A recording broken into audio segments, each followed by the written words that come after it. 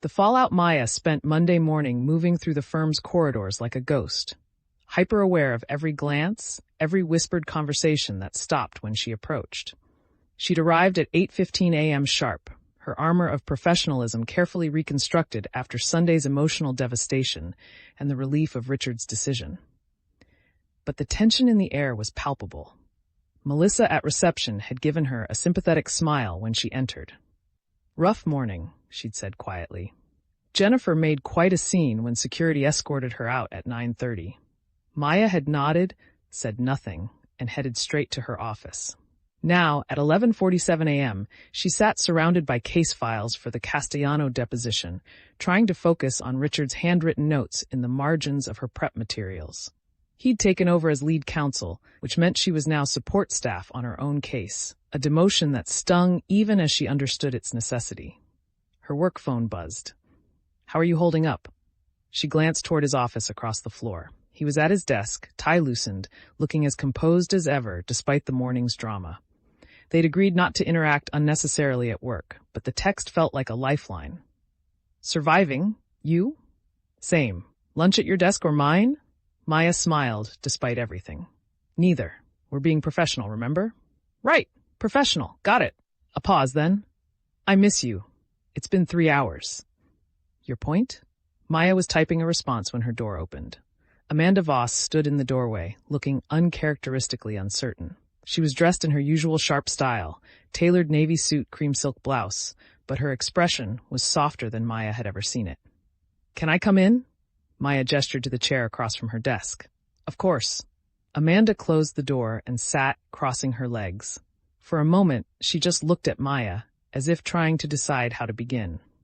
"I heard about Jennifer," she finally said. The whole floor heard about Jennifer, actually. She was screaming at Richard that he was choosing you over family, that you'd manipulated him, that she'd make sure everyone knew what kind of person you really were. Maya's stomach tightened. "I'm sure that was quite a show." Security had to physically escort her out. She was still yelling in the elevator. Amanda leaned forward. "Maya, I want you to know, what I told Richard this morning was the truth. Every word. Jennifer tried to recruit me into whatever game she was playing, and I refused. I meant what I said about supporting you." "I know," Maya said quietly, "and I'm grateful, really. But that's not why I'm here." Amanda's expression grew more serious. "I'm here because I want you to understand something. What you did, coming forward to Richard, refusing to let Jennifer control you with fear, that took real courage. The kind of courage that makes you the right kind of partner for this firm." Maya felt unexpected emotion rise in her throat. "I don't know if Richard sees it that way." "He does." Amanda's voice was firm. "I was in his office at 8:30. He asked me to confirm everything I'd told him on the phone Sunday, to put it in writing if necessary." "Maya," he was angry. "Not at you, at Jennifer. He said she'd violated every principle the firm stands for.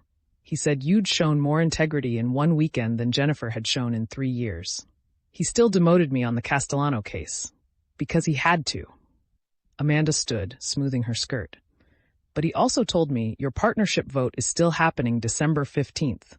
He said he's recommending you to the committee with full confidence. Maya, you're going to make partner. Despite everything Jennifer tried to do, you're going to make it." Maya couldn't speak for a moment. The relief was overwhelming, almost painful. "Thank you for telling me that. One more thing." Amanda paused at the door. "Jennifer isn't done. Whatever she texted you this morning, I'm assuming she texted you, she means it. She's not the type to accept defeat gracefully. Watch yourself." After Amanda left, Maya sat very still, processing. Jennifer had made a scene. Jennifer had blamed Maya for everything. Jennifer had promised revenge. Her personal phone buzzed. Not her work cell, her actual phone. Unknown number. "You think you've won, but you have no idea what's coming. Richard can't protect you from everything. Neither can your boyfriend. By the time I'm done, no firm in Manhattan will touch you." Maya's hands shook as she screenshotted the message and forwarded it to Richard. Then she called Cameron. "My office," he said immediately. "Now." She crossed the floor, aware of eyes tracking her movement. David Chen looked up from his desk, expression carefully neutral. Marcus Liu was in the break room, coffee in hand, watching through the glass wall. Maya kept her head high, knocked once on Cameron's door and entered. He was already on his feet. "Show me." She handed him her phone. His jaw tightened as he read. "That's the third message since this morning. I've forwarded them all to Richard. I'm documenting everything." "Good." Cameron handed back her phone, then seemed to catch himself before reaching for her hand. "Professional boundaries, right." "Maya, this is escalating. Jennifer's not just angry, she's unhinged. We need to take this seriously." "I am taking it seriously." "No, I mean..." He ran a hand through his hair, frustration evident.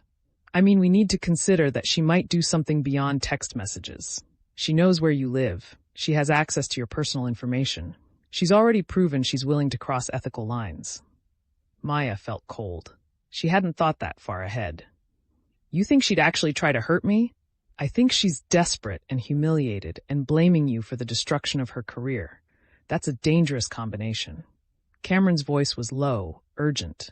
"I want you to be careful. Vary your route home. Don't go anywhere alone after dark. And for God's sake, if you see her anywhere near your building, call the police." "You're scaring me." "Good. You should be scared." His expression softened slightly. "I'm not trying to panic you, but Jennifer's shown us who she is. We need to believe her."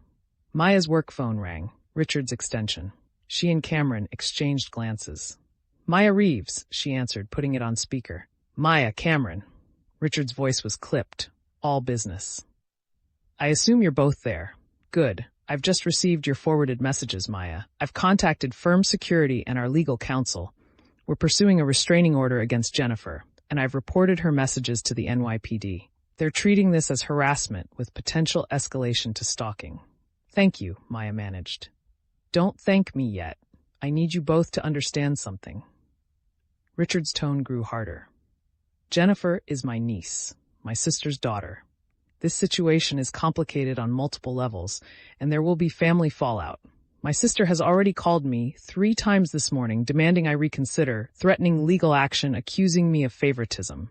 This is going to get uglier before it gets better." Cameron leaned toward the phone. "Richard, we never wanted to put you in this position." "I know that. But you did put me in this position, which is why you're both going to follow my instructions to the letter. Maya, you'll work from home tomorrow. I don't want you in the office until we have the restraining order in place. Cameron, you'll accompany Maya to and from her apartment today. I'm assigning firm security to monitor her building tonight." "That's not necessary," Maya started. "It's absolutely necessary." Richard's voice left no room for argument. "Jennifer has already demonstrated poor judgment and vindictive behavior. I will not have an associate or anyone threatened on my watch." "Am I clear?"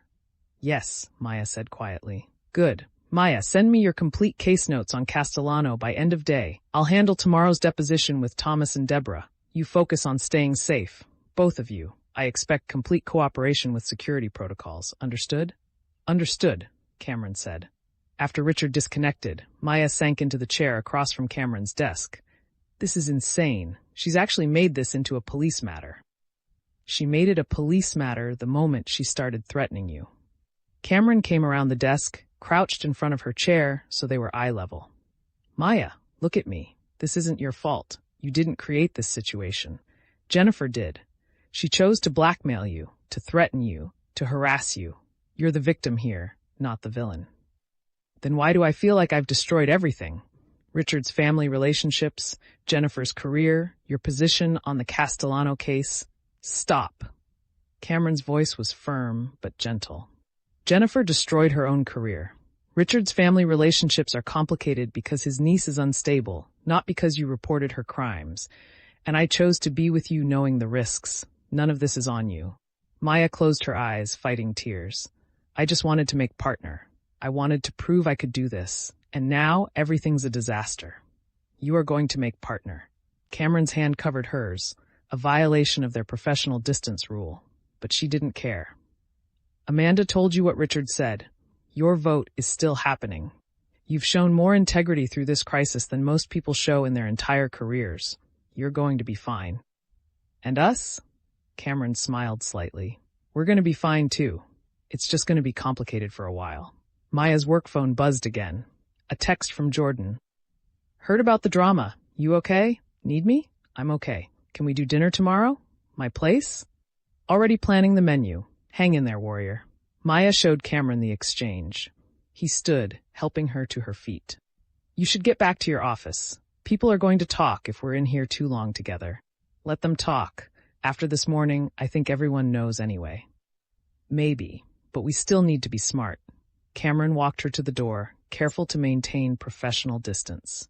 I'll walk you out at 6. We'll go to your place together. Make sure everything's secure. Cameron. Not negotiable, Maya. Richard's orders. She nodded, too tired to argue.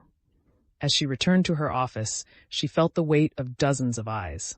By now, the whole floor knew. Jennifer's dramatic exit had ensured that. Maya Reeves, the golden girl on the partnership track, had been sleeping with a partner.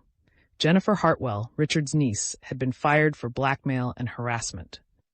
The firm's gossip mill would be working overtime for weeks. Maya closed her office door and returned to the Castellano files. Work was the only thing she could control right now. She'd compile her notes for Richard, prepare everything he'd need for tomorrow's deposition, and prove that despite the chaos, she was still a damn good lawyer. At 2:47 p.m., her personal phone buzzed again. Unknown number. You're going to regret this. All of it. I promise. Maya screenshot it, forwarded it to Richard and the NYPD contact he'd provided, then blocked the number. But her hands shook as she did it. Because Jennifer wasn't just angry anymore. She was making promises. And Maya had learned the hard way that Jennifer Hartwell always kept her promises, especially the dangerous ones. She looked across the floor toward Cameron's office. He was on a call, gesturing as he spoke, but he caught her eye and gave her a subtle nod. We're in this together, the gesture said. Whatever comes next, we face it together. Maya turned back to her computer, pulled up the Castellano timeline, and forced herself to focus. The deposition was tomorrow. Richard needed her notes. She had a job to do, a partnership to earn, a career to salvage, and somewhere out there, Jennifer Hartwell was planning her revenge. But Maya had faced down blackmail, survived a confession, and kept her career intact. Whatever Jennifer threw at her next, she'd face that too. She had to. Because the alternative, letting fear control her, letting Jennifer win, was unacceptable. At 5:30 p.m., Cameron appeared in her doorway. Ready? Maya saved her document, sent the final email to Richard, and shut down her computer. Ready. They walked out together, past the whispers and stares, into the November evening. A black SUV was waiting at the curb, firm security, as promised. Cameron opened the back door for her, slid in beside her, and gave the driver her Tribeca address. As they pulled into traffic, Maya's phone buzzed one more time. Unknown number. Sleep well tonight, Maya. It's the last peaceful night you'll have. Maya showed it to Cameron. His jaw tightened, but he didn't say anything. He just took her hand. Professional boundaries be damned, and held it all the way home. Because they both knew, Jennifer Hartwell wasn't finished. Not even close. And whatever came next would make the blackmail look like a warm-up. The real war was just beginning. Thanks for watching our stories. Don't forget to like and subscribe for more epic adventures. Thanks for watching our stories. Don't forget to like and subscribe for more epic adventures.